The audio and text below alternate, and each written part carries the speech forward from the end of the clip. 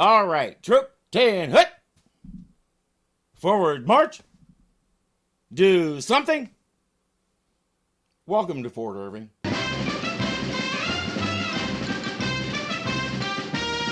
It's a quiet day at Fort Courage. People in town casually going about their business.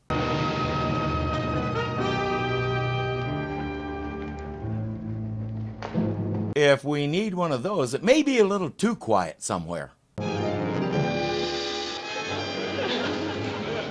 Okay, somebody told us a fib. This thing says V is for vampire when obviously V is for Vincent Price.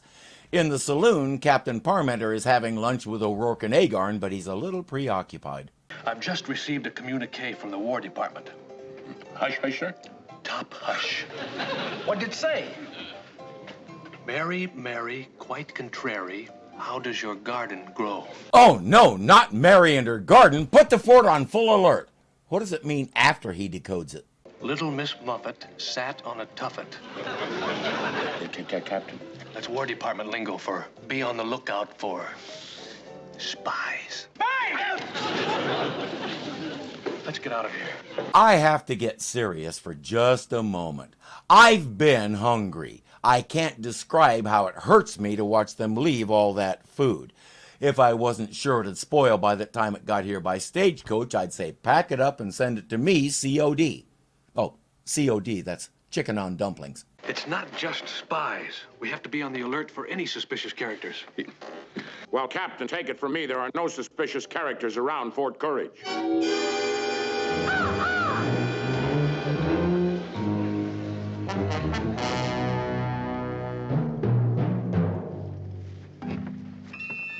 Good evening. O'Rourke's right. There are no suspicious characters around here. Weirdos who carry crows and say good evening in the middle of the day, yeah, but suspicious characters, nothing to worry about.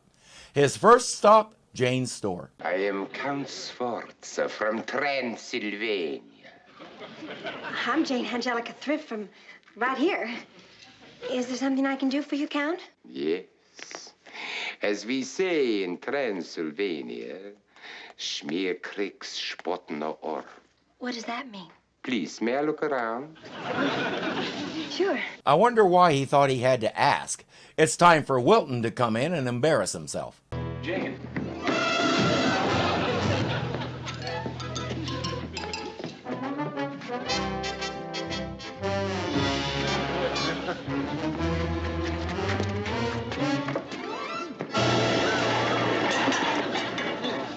I'm sorry, Jane. I'm not usually this clumsy. Oh, really? He's a little on edge because of the stranger. Have you seen him? He looks like a bat.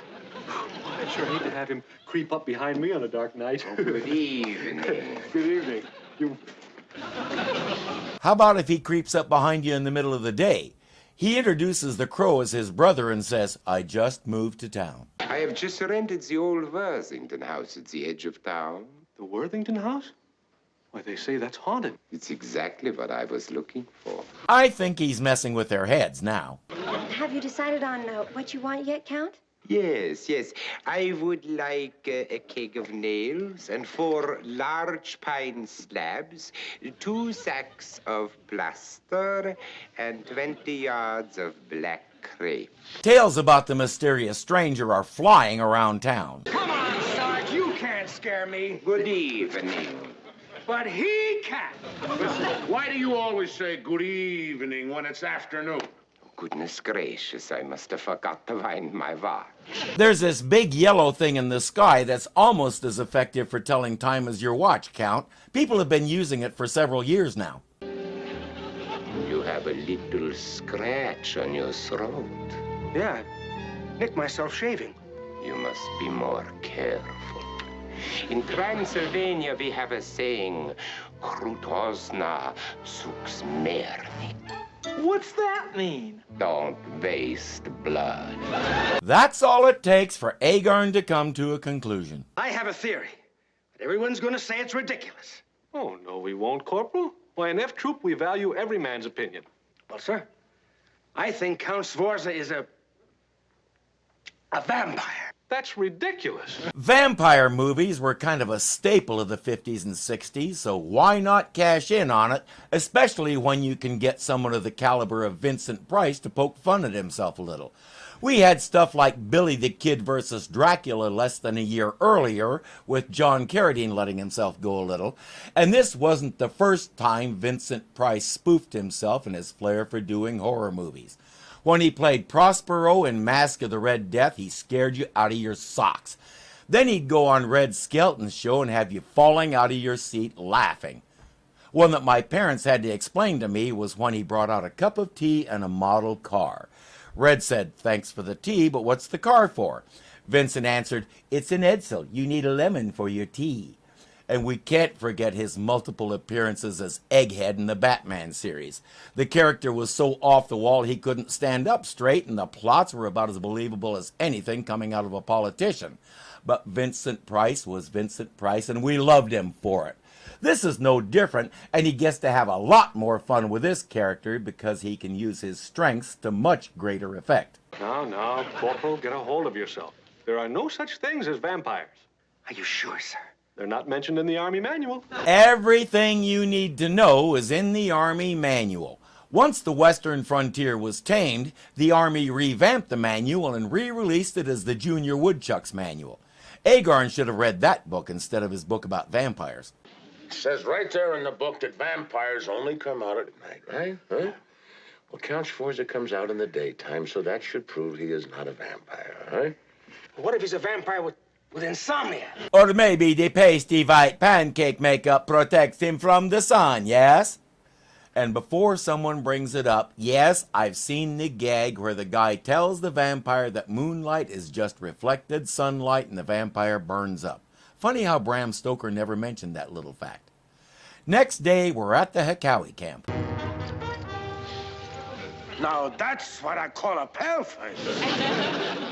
I am Count Sforza from Transylvania. We find them sneaking around camp. I was not sneaking. I was merely looking for some wolfberries for my dinner. O'Rourke and Agarn arrive about that time, intending to let Wild Eagle know about the Count. They're a little late. The Count explains that he was gathering wolfberries to make a pie, nothing more. Wild Eagle says, "You can go." Agarn still thinks the guy is a vampire. Howdy, Wilton. Oh, hello, Jane. I'm going out to the Worthington house to deliver Count Sforza's supplies. Want to come along? Oh, gosh, I'm sorry, Jane, but Dobbs and I are taking inventory. But our date's still on for tonight. All right.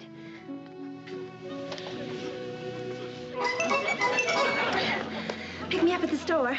There's just one problem. It's 2 hours past time for their date, and Jane hasn't shown. Wilton is just sure the Count did something terrible to her. He'll take O'Rourke and Agarn and head out to the Worthington house to investigate. Nobody home? Let's go. Wait. Take a look inside.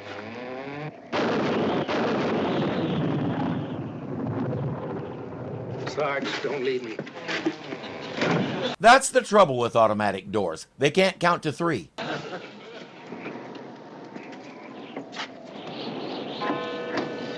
Who's there? It's me, the captain. Captain who? Agarn, let him. It's time to light some candles and explore this place. Jane? Jane! Jane!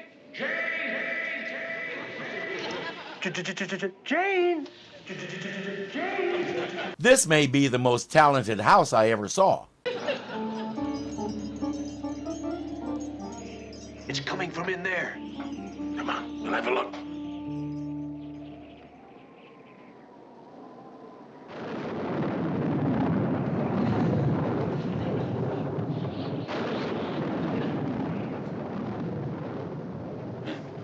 Nobody here. That's too bad. As poorly as they were playing, they should stay there and practice. A lot more. And that's a pump organ. It has 2 pedals that supply the air, and its tank doesn't hold much, so to play like that pretty well requires somebody to be working the pedals. Remember that.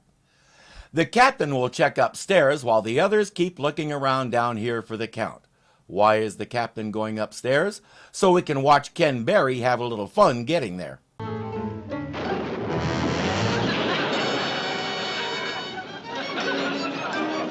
Careful, Captain. One wrong move could ruin your whole day.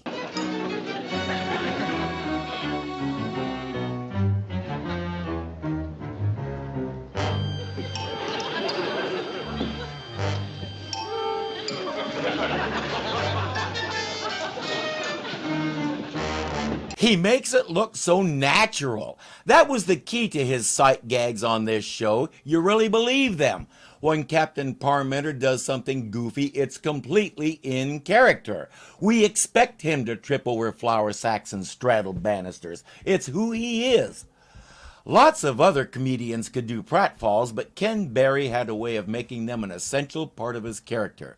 I'm not sure how many other comedians could have done that. In case Count Sforza comes back, you better do all the talking, because I'm gonna faint. You still got vampires on the brain, huh? Jane disappeared into thin air, didn't she? What does it take to convince you, Sarge? And we have to do that gag. It's in the in the Army manual. Captain Parmenter is upstairs and he's checking rooms.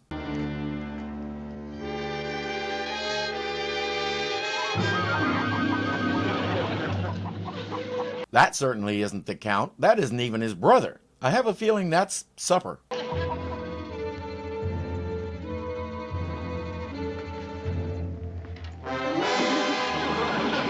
The Count is nearby, asleep on his bed.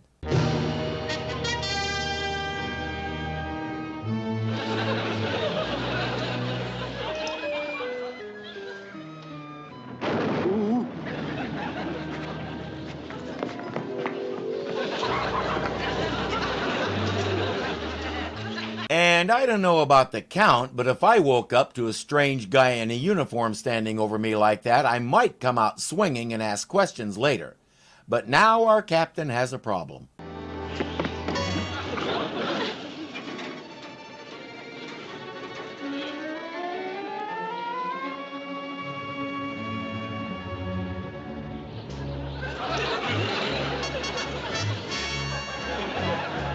Two problems, actually. His pants are caught on a bed spring and his hat is going for a walk without him. Agarn. Agarn.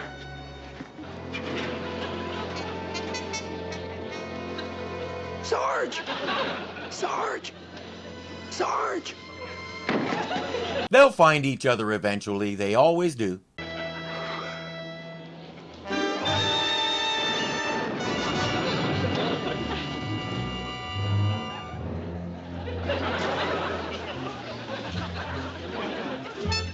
This is Agarn, so it doesn't take much deliberation to guess what he thinks. Captain!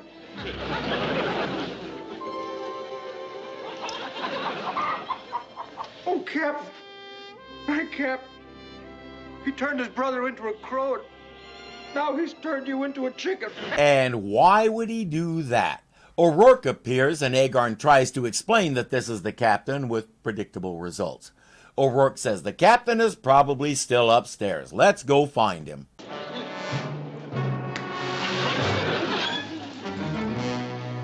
Good evening.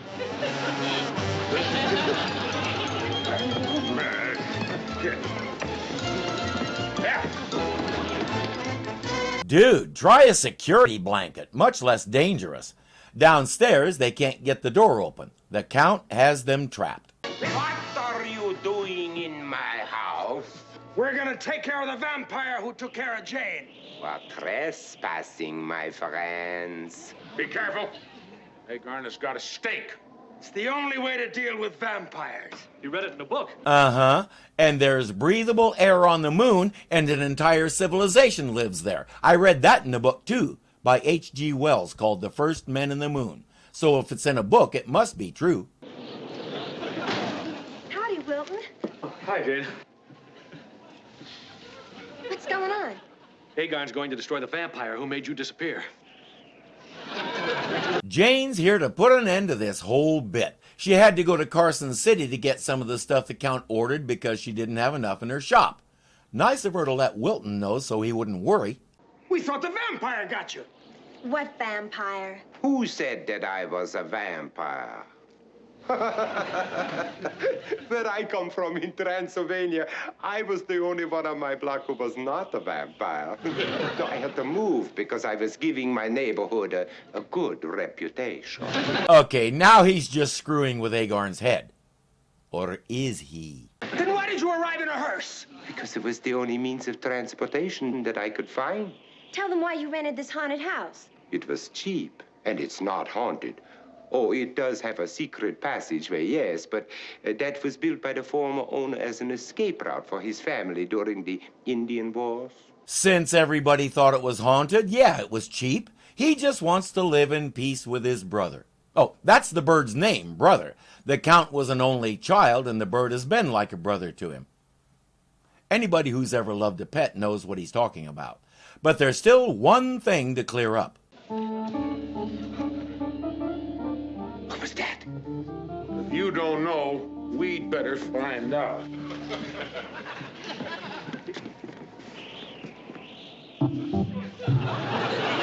It's Brother. Yes. I knew that brother couldn't sing, but I never dreamed that he could play the organ. I'm going to say he plays the organ about as well as he sings. In the epilogue, the boys are discussing how they've learned their lesson about judging by appearances.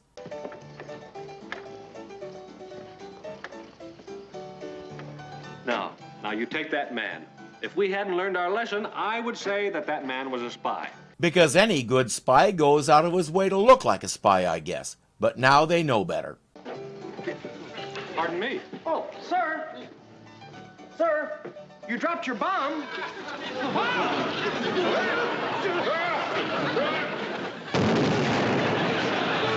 Yeah, he's not a spy, he's a clumsy bomber. Unlike the egghead role, this gave Vincent Price a chance to really play to his greatest asset, which was looking scary as all get out. It's easy to see he was having a lot of fun overplaying the vampire type bit, and as usual, he does not disappoint. Too bad he won't be back, but the Count discovered the house really was haunted, and before anybody knew it, he was on the next boat back to Transylvania. As far as anybody knows, the place is still for rent. Cheap. If you're enjoying this, be sure to click the thumbs up button to show you like it. If you're not subscribed yet, punch me in the face right here and get it done. And don't forget that you can become a patron and help keep this kitty fed. The link is below. Until next time.